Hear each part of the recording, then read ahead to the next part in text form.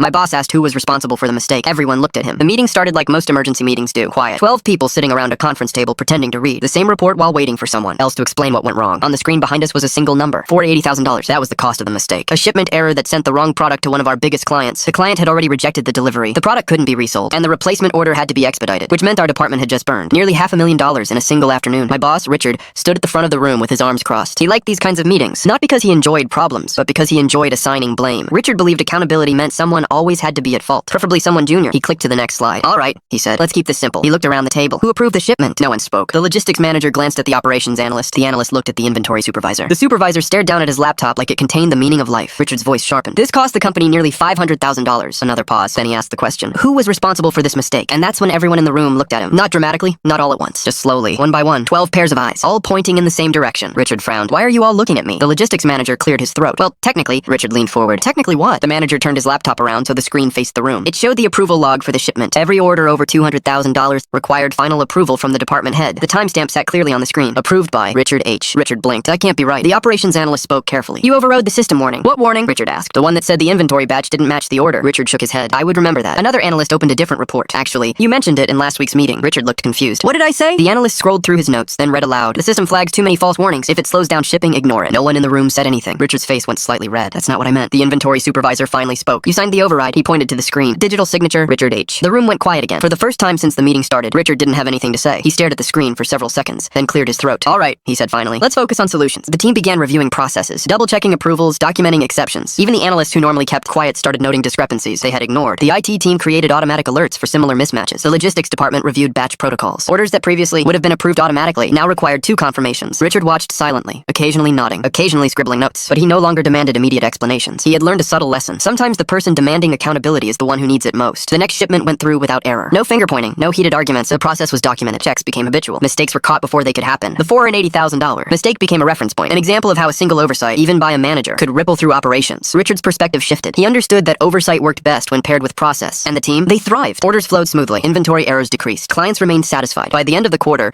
the team ran more efficiently than ever. And that $480,000 mistake, it wasn't forgotten. It became a story everyone referenced about accountability, perspective, and why honesty and documentation matter more than immediate blame.